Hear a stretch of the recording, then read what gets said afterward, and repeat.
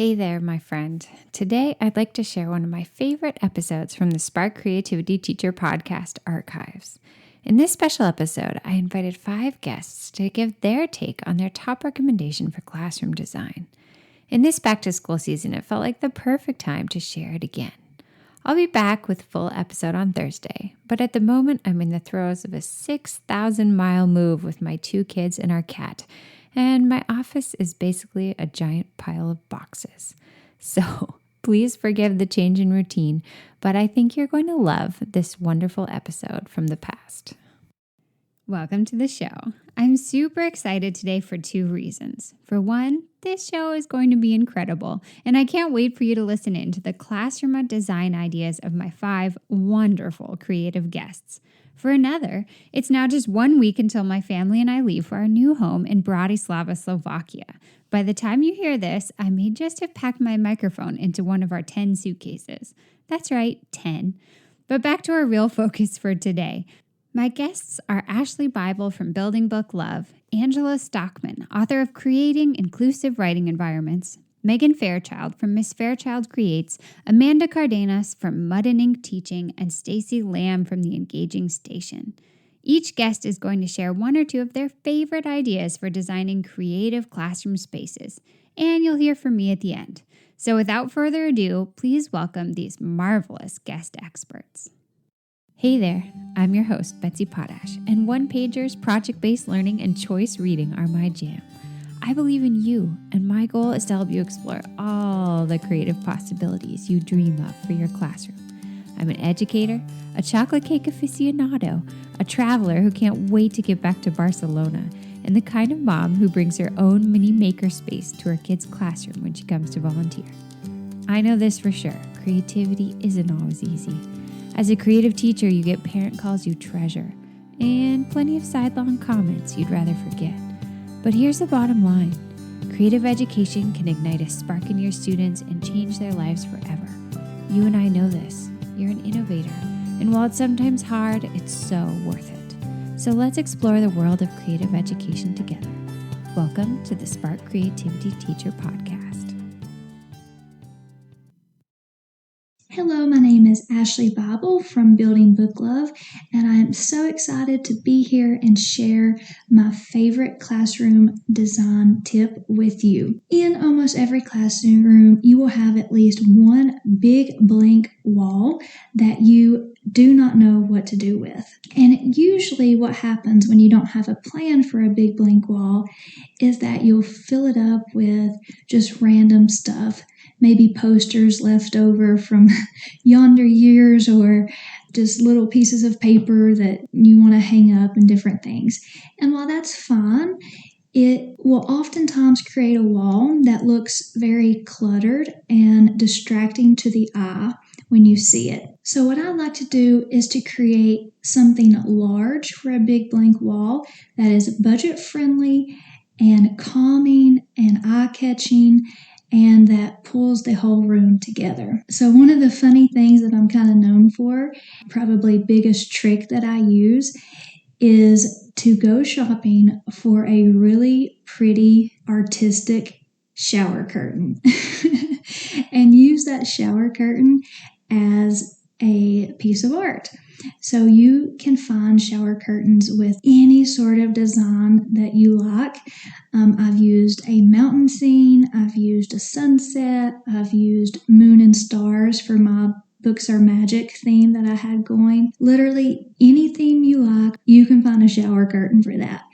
And they are usually around $15. If you want to get a little pricey, you can find some for around $30. And all you do is you can just hang it up straight using command hooks on the little hooks for the showers, or you can take it a step further, and I'll put a picture of this in the show notes, but you can put a piece of wood on top of the shower curtain. I just hot glue it and attach a little wire hanger, and then suddenly you have a framed work of art that will make a big impact on your big blank wall. Another tip that I like to do is to create student murals, or rather have them create them.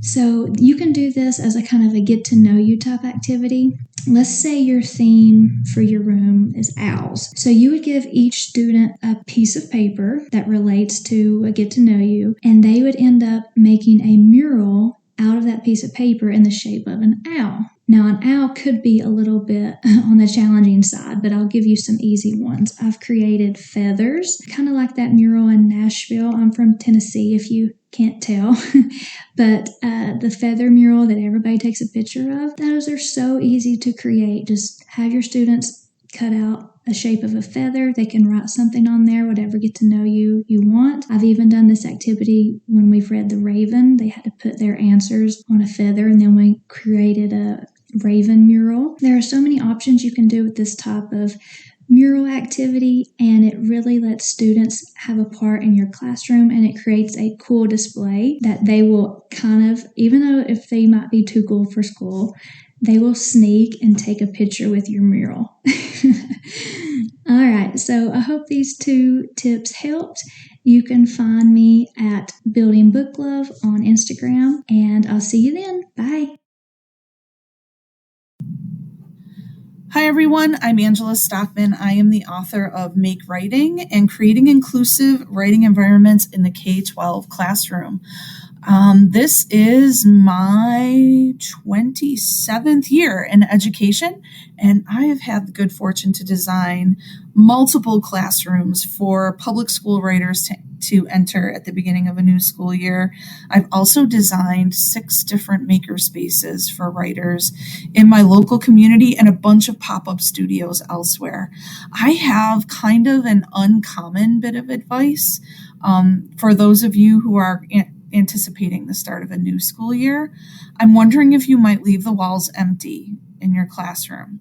I know that that's a big ask, especially for those of you who, like me, really enjoy dreaming up super cute things to put all over the walls. I love that too. But what I found really rewarding is covering the walls in butcher paper instead and hanging it with painter's tape so it doesn't damage your paint, and giving kids markers and magazines and pencils and all sorts of sticky notes and index cards and scraps of paper, and inviting them to use that space to sketch up or mock up what they'd like to see the classroom look like.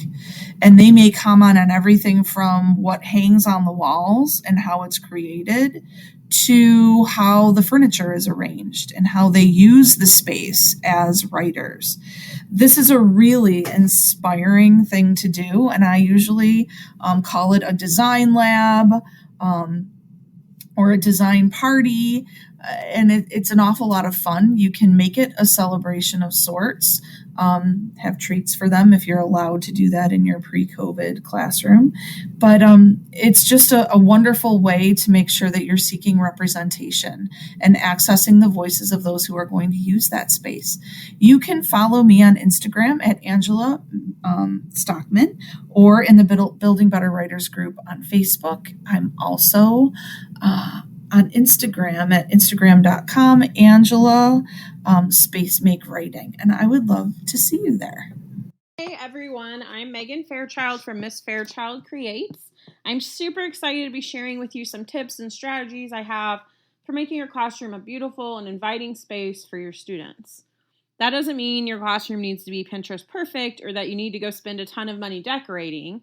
The tips I'm sharing really are fairly low at cost, really could be free almost. And of course, I do want to say you can spend what you want on classroom decorations. I'm not saying one way or the other, but the tips I'm sharing are meant to be ones that you really could do over the summer and have ready for the next school year. So the one I want to share about is classroom decorations that speak to who you are as a person. I think that's a really big part of building relationships with students, is that they see you as a human and they want to know about you. One way I do this is to share photos on a bulletin board that students can see. They love to ask about my family, my nieces and nephews, places I've traveled, and my friends. And it's always fun connecting with them this way, because almost always they share something in return about their family, their friends, things like that. Another way to let students feel comfortable is to display decorations that really share the messages of comfort, inclusivity, things like that. And I do this through posters and some other things. One place that I get posters from is amplifier.org, which is a wonderful website that has a ton of free posters and activist art that you can print and use in your classrooms. I also love to display quotes from activists throughout history, which you can make yourself on Canva, on PowerPoint, or I have some for free that I'll tell you about later that I made myself.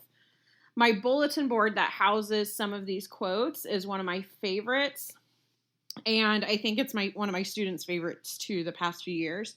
So the bottom of that bulletin board features color printed cutout photos of some favorite activists throughout history, authors, and other influential and important people.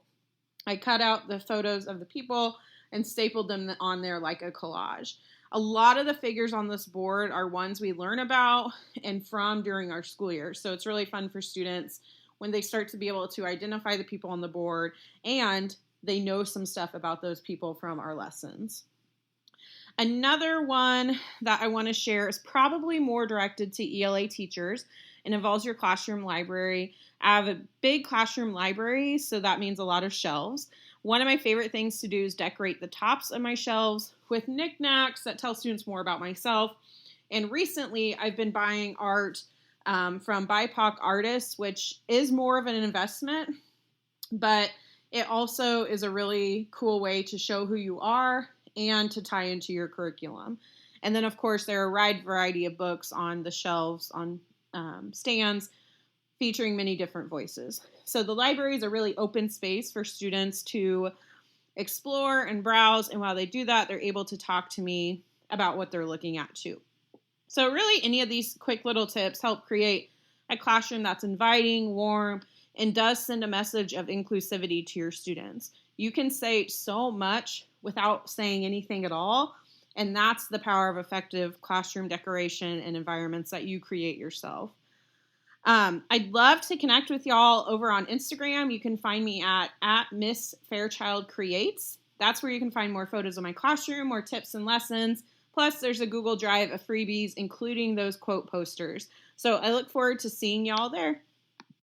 Hi there, everyone. My name is Amanda from Mud and Ink Teaching, and I am so excited to share with you my life-saving, revolutionary change that I made in my classroom to create a space that was both more interactive and brought me more peace of mind.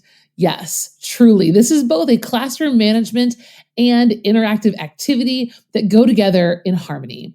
So if you're to think about the top 10 questions that kids ask you around October, November that absolutely drive you nuts, the things that you spent all of August and September explaining and reiterating, things like, can I go to the bathroom? What is your classroom policy on the bathroom? Things like, where do I turn this in? Or even the very favorite question, what are we doing right now? Whatever the questions are that kids tend to ask you over and over and over again, why don't you create an FAQ station in your room, a frequently asked questions area of your classroom? What I did is I selected a back corner where I created 10 posters that were labeled with each of the 10 most frequently asked questions that most frequently drove me crazy. And with those questions, I posted a QR code.